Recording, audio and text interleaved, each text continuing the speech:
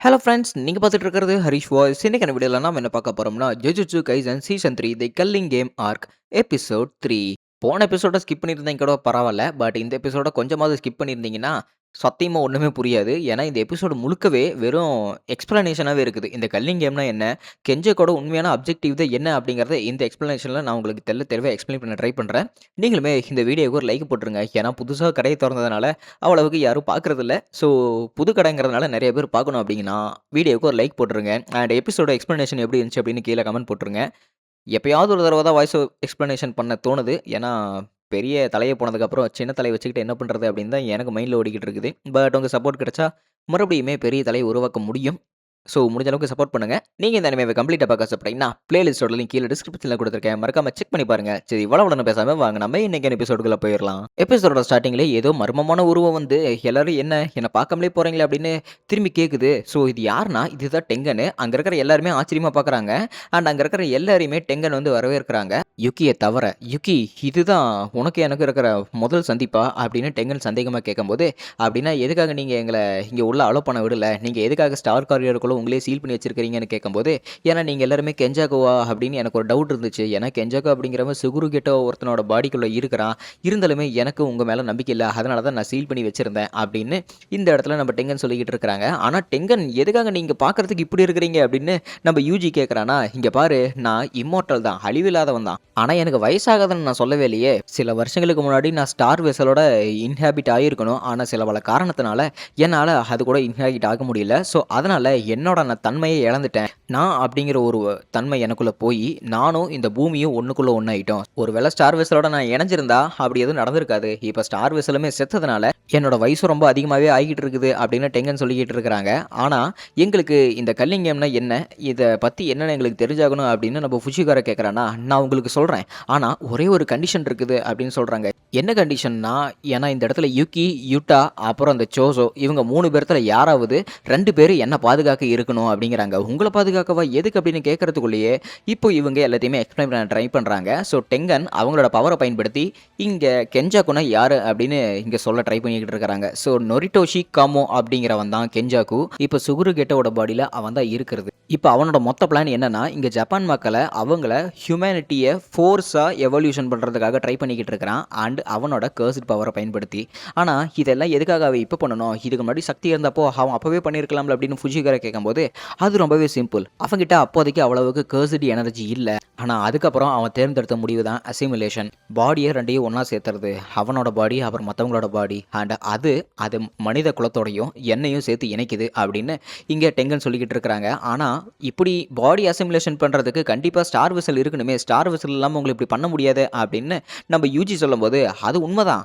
பல வருஷங்களுக்கு முன்னாடி ஸ்டார் வெசல் ஒண்ணு இருந்தது. ஆனா அதுதான் இப்ப இல்லையே.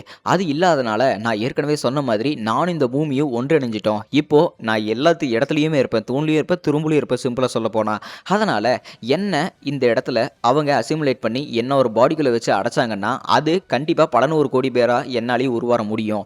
ஸோ அப்படி உருமாறுன மக்கள் எல்லாருமே சேர்ந்து எல்லாருமே ஒரு பவர் கர்ஸ்டு எனர்ஜியா இங்க வந்தாங்கன்னா, அது ஜப்பானோட மொத்த கர்ஸையுமே இன்கிரீஸ் பண்ணும். ஸோ அப்படி இன்கிரீஸ் ஆனத ஏதாவது ஒரு கர்ஸ்ல கூட மேலிஸ் அந்த கோவம் கொஞ்சமாவது இன்கிரீஸ் ஆச்சுன்னா, அது இந்த மொத்த ஜப்பானையுமே முழுக்க முழுக்க அழிச்சிரும். அண்ட் சிம்பிளா சொல்லப்போனா இந்த உலகத்தையுமே பாதி அளவுக்கு அழிச்சிரும் அப்படின்னு இங்க டெங்கன் சொல்லிக்கிட்டு இருக்கிறாங்க. ஆனா எதுக்காக அவன் இதெல்லாம் இப்படி பண்ணிக்கிட்டு இருக்கிற அப்படின்னு யுஜி கேட்கும்போது, நான் ஏற்கனவே சொன்ன மாதிரி மனிதர்களோட இதயத்தை புரிஞ்சுக்கிறது ரொம்பவே கஷ்டம் அப்படின்னு சொல்றாங்க. ஏன்னா இப்ப அவங்களுமே மனுஷங்களே கிடையாது.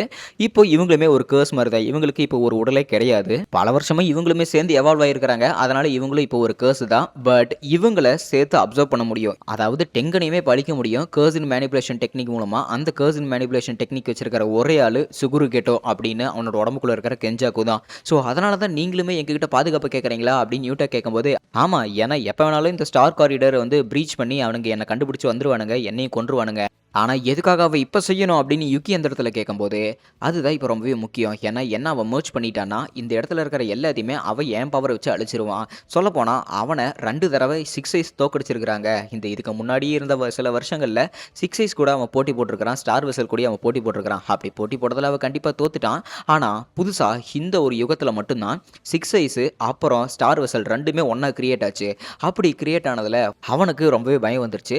அவன் எடுத்த ஒரே முடிவு, அத அந்த இந்த ஸ்டார் விசல அப்புறம் 6 ஐஸ கொல்லணும், இல்லனா அத சீல் பண்ணணும். ஆக்சுவலி 12 வருஷத்துக்கு முன்னாடி நடந்த ஒரு சம்பவம். ஏதாவது ஸ்டார் காரிடார்லயே அமனாய் அப்படிங்கிற ஒரு பொண்ண வந்து கொன்றுப்பாங்க. அந்த ஒரு முடிவு தான் இப்ப நம்மளோட ஃபியூச்சர் எல்லாமே இப்ப நிலகுலி வச்சுட்டு இருக்குது. அண்ட் இப்பேற்பட்ட மகா சம்பவத்த செஞ்சது வேற யாரும் கிடையாது. ஜெனின் கேன்ல கர்ஸ்டு பவரே இல்லாம ஒருத்தன் இருந்தவன். அண்ட் சாதாரண மனுஷங்களுக்கு இல்லாத உடலமைப்பு, அந்த அளவுக்கு அபாரமான உடலமைப்போட இருந்தவன் டோஜி ஜெனின். அண்ட் அதுக்கப்புறம் 6 வருஷத்துக்கு அப்புறம் கெஞ்சாகுக்கு பிரிசன் ரியலம் கையில கிடைச்சது அப்படின்னு இங்க டெங்கன் சொல்லிக்கிட்டு இருக்கிறாங்க. சரி, அப்படின்னு அந்த கல்லிங் கேம் தான் என்ன அப்படின்னு நம்ம ஃபுஜிகுரா கேட்கும்போது, கல்லிங் கேம் அப்படிங்கிற விஷயம் எதுவுமே கிடையாது. அவனுக்கு கர்ஸ்டு பவர் எதுவுமே இல்ல. ஸோ இந்த கர்ஸ்டு பவர்ல யூஸ் பண்ணி இந்த கேம்ல பார்ட்டிசிபேட் பண்ற எல்லா சாசரஸோட பவர்ஸையும் பயன்படுத்தி இவன் அந்த பவர்ஸை யூஸ் பண்ணி ஹியூமன்ஸை எவால்வ் பண்றதுக்காக இவன் பிளான் போட்டுக்கிட்டு இருக்கிறான். என்னதான் இந்த கேம்ல நீங்க அவனை கொல்றதுக்கு ட்ரை பண்ணாலுமே சரி, கெஞ்சாக்கு இதுல ஒரு கேம் பார்ட்டிசிபேட் பண்ணானே தவிர அவன் இந்த கேமோட கண்ட்ரோலர் கிடையாது. நீங்க அவனை கொன்னாலுமே இந்த கேம் முடியாது. ஸோ இந்த கேமை நீங்க முடிக்கணும்னா இங்க இருக்கிற எல்லா பிளேயர்ஸுமே ஒன்று சாகணும், இல்லைனா இங்க இருக்கிற எல்லாருமே அவங்க கேமை விட்டு வெளியே போய் அண்ட் அதுக்கப்புறம் தான் நம்ம அவனை கொல்ல முடியும் அப்படின்னு இங்கே டெங்கன் சொல்லிக்கிட்டு இருக்கிறாங்க. ஒருவேளை அப்படி இவங்க அதிகப்படியான தேவையான பாயிண்ட்ஸ் எடுத்துட்டா, ஒரு குறிப்பிட்ட பிளேயர் 100 பாயிண்ட் எடுக்கணும். அப்படி 100 பாயிண்ட் எடுத்துட்டா அவங்களால ஒரு புது கேம் ரூலை ஆட் பண்ண முடியும். ஸோ இந்த காரணத்துக்காகவே இவங்க எல்லாருமே சேர்ந்து சுமுகியை காப்பாற்றுறதுக்காக தான் முடிவெடுத்துக்கிட்டு இருக்கிறாங்க. இது எல்லாமே பிரிசன் ரூம்ல இருக்கிற அந்த மனுஷனை வெளியே குட்டா மட்டும் போதும், அவரே எல்லாத்தையும் முழுக்க முழுக்க பார்த்துக்குவாரு அப்படின்னு இத்தாதுரி சொல்லும்போது, அப்படின்னா சரி நான் இங்கேயே இருக்கிறேன் அப்படின்னு சோசோ சொல்கிறான். காரணம் ஏன்னா அது கெஞ்சாக்கு இந்த இடத்துல வந்தா டெங்கனை கொள்றதுக்காக அவனை வரும்போது நான் அவனை போட்டு தருவேன், என் பிரதர்ஸை கொன்னதுக்காக நான் அவனை பழி வாங்குவேன் அப்படின்னு இந்த இடத்துல சோசோ சொல்லும்போது, நானும் டெங்கன் கூட கொஞ்சம் பேச வேண்டிய விஷயம் இருக்குது அப்படின்னு யுக்கியோ சொல்லிட்டு இங்கேயே 2 பேர் இருக்க முடிவு பண்ணுறாங்க. அண்ட் டெங்கனுமே ஒரு போர்ட்டலாட்ட கிரியேட் பண்ணி அந்த போர்ட்டல் இருந்து பார்த்தீங்கன்னா பிரிசன் ரியலமோட பேக் சைடு எடுக்கிறாங்க. இவங்களுக்கு ஆச்சரியமா இருக்குது. ஏன்னா பிரிசன் ரியலமோட பின்பகுதி தான் இது. இந்த பிரிசன் ரியலமோட பின்பகுதியிலுமே ஒரு கேட் இருக்குது. அந்த கேட்டையுமே திறக்கிறதுக்கு வாய்ப்பு இருக்குது. ஆனால் அது 2 டூல்ஸால் மட்டும்தான் முடியும். ஒரு கர்ஸ்டு டூல் பேர் பார்த்தீங்கன்னா inverted spear of heaven. So இந்த வெப்பனை நம்ம டொஜி வச்சிருக்கிறத நீங்கள் செகண்ட் சீசனில் பார்க்க முடியும். அண்ட் நல்லபடியாக நம்ம கோஜோ அதை சுக்குநூறாக நொறுக்கி போட்டுட்டான். அடுத்து 2வது டூலு பிளாக் ரோப் அப்படிங்கிறது, அதையுமே நம்ம கோஜோ அழிச்சிட்டான். என்ன இந்த மனுஷன் எல்லாத்தையுமே அழிச்சு போட்டுறாப்புல அப்படின்னு ஃபுஷிகரோ யுஜி 2 பேருமே கோவப்படும் போது, ஆக்சுவலி நானும் மிகேலும் பிளாக் ரோப்பை தேடி தான் நாங்கள் ஆஃப்ரிக்கா வரைக்கும் போனோம். ஆனால் எங்களோட பகுதி அந்த இடத்துல எதுவுமே கிடைக்காத மாதிரி நாங்கள் திரும்பி வந்துட்டோம். வேற என்ன பண்ணுறது அப்படின்னு எங்களால் எதுவும் பண்ண முடியல அப்படின்னு இங்கே யூட்டா சொல்லிக்கிட்டு இருக்கிறான். ஆனால் இன்னொரு வழி இருக்குதுல்ல அப்படின்னு யுக்கி கேட்கும்போது, கண்டிப்பாக இன்னொரு வழி இருக்குது அப்படின்னு டெங்கன் சொல்கிறாங்க. அது என்ன வழின்னு கேட்கும்போது, 1000 வருஷத்துக்கு முன்னாடி இருந்து இப்போ இருக்கிற கர்ஸ்டு சாசரரான ஏஞ்சல் அப்படிங்கிறவன் கூப்பிடுற அந்த பொண்ணோட பேர் ஹனா குருசோ. ஸோ அவகிட்ட ஒரு டெக்னிக் இருக்குது. அந்த கர்ஸ்டு டெக்னிக்கை வச்சுக்கிட்டு எந்த டெக்னிக்கை வேணாலுமே இரேஸ் பண்ண முடியும். ஸோ அதை வச்சு தான் இவங்க கோஜாவை ரிலீஸ் பண்ணுறதுக்கு ட்ரை பண்ணிக்கிட்டு இருக்காங்க.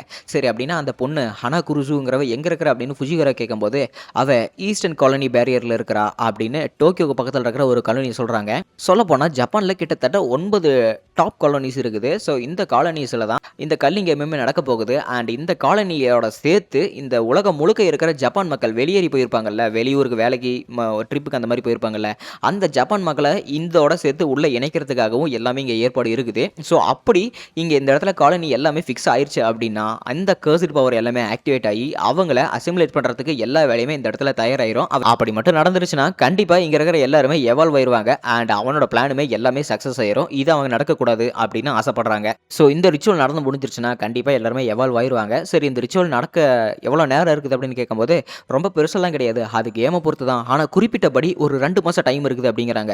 இந்த சாசரர்ஸ் எல்லாருமே அவங்களோட பவர்ஸை அவேக்கன் பண்ணது நவம்பர் 1 நைட்டு 12 மணிக்கு அப்படிங்கிறாங்க நம்ம யூட்டா. அண்ட் அதுக்கேற்ற மாதிரி தான் இப்போ இந்த கேமுமே இருக்க போகுது. ஏன்னா இப்போ நம்ம சுமுக்கியை காப்பாற்றுறதுக்கு கிட்டத்தட்ட 15 நாள் 5 மணி நேரம் டைம் இருக்குது அப்படின்னு ஃபுஜிகரோ ஃபுல்லாக கணக்கு போட்டுக்கிட்டு இருக்கிறான். ஏன்னா என்னதான் ஐடியல் டிரான்ஸ்பிகரேஷன் பண்ணாலுமே சரி, அவங்களோட டெக்னிக் எல்லாமே இரேஸ் ஆயிரும். அவங்க இந்த கேமில் பார்ட்டிசிபேட் பண்ணலன்னா கண்டிப்பாக எல்லாமே பாலா போயிடும். அண்ட் அவங்க லேட்டாக பார்ட்டிசிபேட் பண்ணாலுமே சரி, அவங்க டெக்னிக் காணாமல் போயிடும், இல்லைனா அவங்க உயிர் பறிக்கப்படும் அப்படின்னு இந்த இடத்துல நம்ம ஷோகோ வந்து பேசிக்கிட்டு இருந்திருப்பாங்க. அப்படின்னா அதைத்தானே கரெக்டாக ஷோகோவும் சொல்லியிருக்கிறா.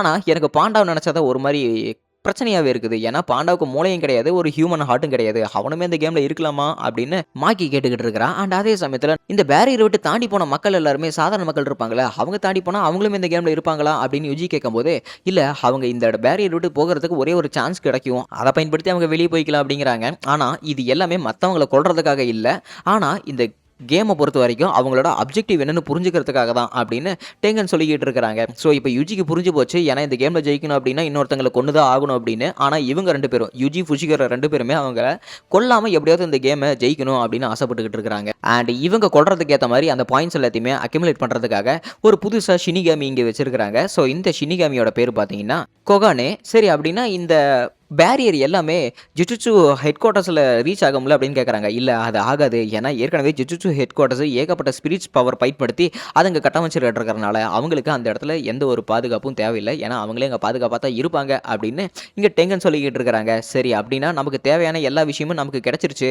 இப்போ நமக்கான தேவை என்ன அப்படின்னா இந்த கேம்ல எப்படியாவது பார்ட்டிசிபேட் பண்ணி சுமுக்கியை காப்பாத்தி ஆகணும் அப்படின்னு இங்க இருக்கிற எல்லாருமே முடிவு எடுத்துக்கிட்டு இருக்காங்க. சரி ஓகே, நமக்கு தேவையானது எல்லாமே கிடைச்சிருச்சு. இப்போ நம்ம வேலையை பார்க்கலாம். அதாவது சோசோ, யுகி 2 பேருமே இங்க நம்ம டெங்கனை பாதுகாத்துட்டு இருப்பாங்க. அண்ட் நம்ம மாக்கியுமே இந்த கர்சர் டூல்ஸை எடுக்க போயிட்டு இருக்கிறா. ஏன்னா நம்ம கோஜோ பிரிசன் ரியல் அடிச்சதுக்கு அப்புறம் ஜெனின் கிளான்ல இருக்கிறவங்க எல்லாருமே இந்த ஹெட் குவார்ட்டர்ஸ்ல இருக்கிற எல்லா கர்சர் டூல்ஸையுமே அவங்க எடுக்க அவங்க கட்டுப்பாட்டுக்குள்ள தான் இருக்குது. அதை எடுக்கிறதுக்காக தான் இப்போ நம்ம மாக்கி முடிவு எடுத்துக்கிட்டு இருக்கிறா. சரி அப்படின்னா எனக்கு முக்கியமான ஒரு வெப்பன் அது இங்க தான் இருக்குதுன்னு கேட்கும்போது அது கண்டிப்பா அங்கே தான் இருக்கும். கண்டிப்பா நீ போய் இதை எடுத்துக்க அப்படின்னு டெங்கன் சொல்றாங்க. நீ என்ன பண்ண போற யூட்டன்னு கேட்கும்போது ஆக்சுவலி நான் என்ன பண்றது, ஏன்னா நானுமே எல்லாம் உங்க கூட சேர்ந்து இருந்தா ஆசைப்படுறேன். பட் நம்ம எல்லாருமே ஒரே காலனியில் இருந்தா ஒரே பிரச்சனை வந்துடும். நம்ம ஒருத்தருக்கு ஒருத்தர் கொள்ற மாதிரி என்னைக்குமே வந்துடக்கூடாது. அதனால நான் தனியா போறேன் அப்படின்னு யூட்டா சொல்லிக்கிட்டு இருக்கிறான்.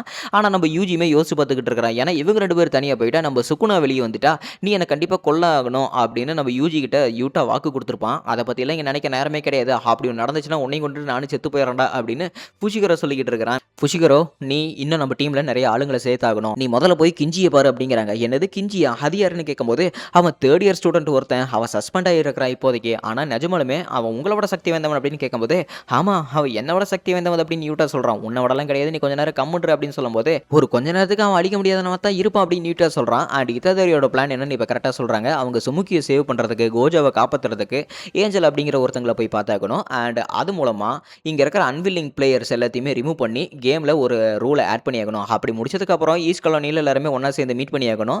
அண்ட் மக்கி கர்சர் டூல்ஸ் எடுக்க போறா கேம்ல என்டர் ஆகிறதுக்கு. இத்ததோரி ஃபுஷிகரோ 2 பேருமே ஹகாரியை ரெக்ரூட் பண்றதுக்கு போறாங்க கேம்ல என்டர் ஆகிறதுக்காக. அண்ட் ஏற்கனவே கேம்குள்ளே தனியாக போகிற அப்படின்னு முடிவு எடுத்துட்டான். யூகி சுக்குமோ அண்ட் சோசோ 2 பேருமே டெங்கனுக்கு கார்டிங்காக இருக்க அப்படின்னு முடிவு எடுத்துக்கிட்டாங்க. ஸோ எல்லாருமே முடிவு எடுத்துகிட்டு போகும்போது நான் போயிட்டு வரேன்டா சோசோ, எனக்காக நீ ரொம்ப உதவி பண்ணியிருக்கிற அப்படின்னு சோசோ கிட்ட சொல்லும்போது செத்துராமிடுறா அப்படின்னு சோசோ சொல்லிட்டு கண் கலங்கிக்கிட்டு இருக்கிறான். என்னடா பயவுள்ள அழுவுற அப்படின்னு யூகி கேட்டுக்கிட்டு இருக்கிறான். நான் ஒன்றும் அழுகவே இல்லை அப்படின்னு 2 பேரும் பேசிக்கிட்டு இருக்கிறாங்க. அப்படியே சீன் கட் பண்ணால் ஏதோ ஒரு ட்ராமா கம்பெனியில் நடிப்பே வராமல் ஒருத்தன் காமெடி பண்ணிக்கிட்டு இருக்கிறான். அங்கே இருக்கிற ஆடியன்ஸுமே என்னடா மொக்க போட்டுக்கிட்டு இருக்கிற அப்படின்னு அவனை கலைச்சு ஊற்ற ஆரம்பிச்சிட்டாங்க.